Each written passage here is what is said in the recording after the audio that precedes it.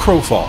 Funded by fans and built by industry veterans, it's set to release at the end of 2016. It combines open-world PvP with a player-driven economy and destructible environments.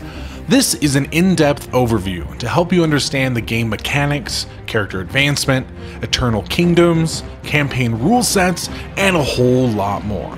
Described as Game of Thrones meets EVE Online, Crowfall shares design elements with strategy games, political simulators, survival games, and a few elements that don't really exist anywhere else. Combine all this together and you have one massive throne war simulator rife with conflict, conquest, and corruption. But maybe better than all of that, it's buy once, play forever. That's right, PC players, no monthly sub.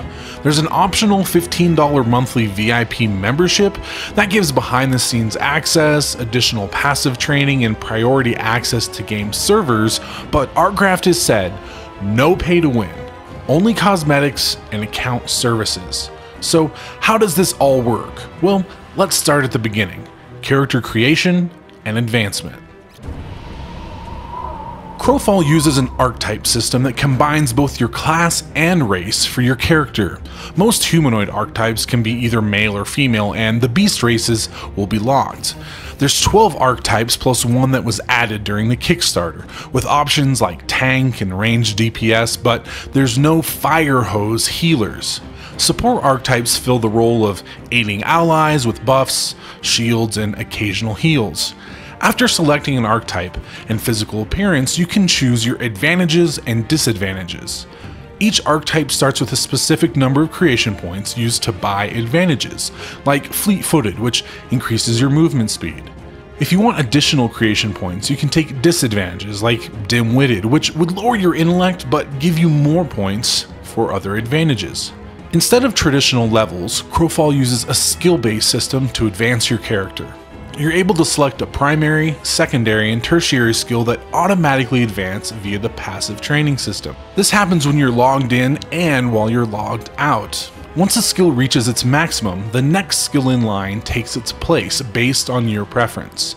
To jumpstart this process, using a skill will advance its proficiency, but only up to a certain amount. This is known as active training. Once you've increased your character's skills to a certain degree, you choose a promotion class. For example, the knight becomes either a swordsman, a crusader, or a sentinel.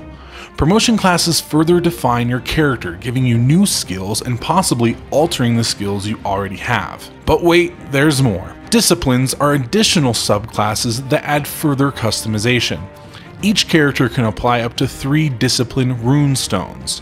Some example of disciplines include the Werewolf runestone, which gives anti-stealth senses, increased movement speed, increased damage versus vampires, and the ability to transform into a werewolf. Or the Alchemist runestone, which gives you alchemy recipes, allows you to create potions, and gives you an alchemy bag for increased inventory, and potions in the bag have a lower chance of exploding. There's also the Standard Bearer, Runecaster, Collector, Lapidary, Beastmaster, Ratcatcher, Blood of the Ancients, Berserker, Swashbuckler, Stonecutter, Commander, just to name a few. The short version? There's 13 archetypes, 3 promotion classes, 3 disciplines, plus advantages, disadvantages, and a skill progression system, which equals a whole lot of options. So now that you have that knight, swordsman, werewolf, alchemist, swashbuckler you always dreamed of, what do you do? Well, let's start in your eternal kingdom. Every account will have its own instance zone called an eternal kingdom. It's like a base of operations for all your characters that can be upgraded and customized. First is the land itself.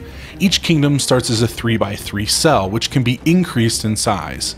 These cells are filled with wild terrain and low-level monsters, a good place to explore and train your new skills. Within these cells, you can place parcels which transform the land into a new land type you want in your kingdom, like a mountain range citadel. The initial land cells are square, while the parcels can be various shapes and sizes. This allows you to piece together the world as you want, like a giant Tetris board you control and rule over.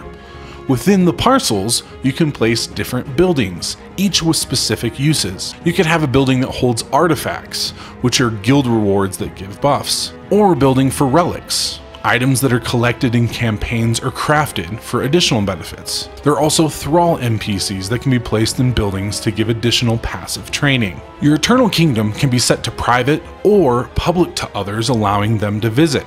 So you can also use buildings as social hubs, crafting stations, and marketplaces to sell goods. In addition to visitors, you can also grant land to others within your Eternal Kingdom, known as vassals. Your vassals can place their own parcels and buildings within the land you've allotted them, or have their own vassals within their territory. This hierarchy system allows your Eternal Kingdom to grow into a massive marketplace, or a hub for guildmates, or a hangout for friends and family, however you see fit. But where do you get the resources for more land and buildings, the artifacts, relics, thralls, and the items to sell in your marketplace? In campaigns.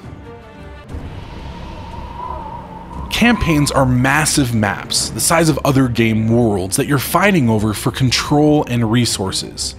Each campaign has different rule sets that control how they work. For example, in the God's Reach rule set, you pick one of 3 sides to fight for, and can take any equipped gear into the campaign. While the Shadow rule set pits guilds against each other, and no items can be brought into the campaign at all. Additional rules affect how long a campaign is, typically 1 to 6 months. Item decay, looting on death, and export rules are all controlled via the rule set per campaign. Export rules are how you get items and resources out of a campaign and back to your Eternal Kingdom. Within the campaign, you can place items and resources in embargo. These items are then safe, and depending on your export rules, you can take them back with you to your Eternal Kingdom. However, placing items in embargo means you can't use them to help you win the campaign. During the duration of the campaign, the world changes from spring to summer to fall and finally winter, and survival becomes increasingly difficult as the world and monsters become more dangerous, meaning teamwork is paramount. Guilds will have all manner of stratagem to employ because Crowfall uses voxel technology, which allows you to destroy the environment and the buildings. This allows you to tunnel under an enemy's castle walls, or blow them up if you want to. There are in-game physics allowing you to make tank walls, or surround enemies to prevent their escape, as well as an action combat system akin to Terra. While still many months from release, Crowfall has been funded via Kickstarter, has experienced developers, an established player base, and is in full production. With in-depth character advancement, exciting combat, and destroyable worlds, Crowfall could be the place many PvPers have been waiting for. Alpha is scheduled to start the summer of 2015, and with no NDA, we'll soon see how promising this game can be.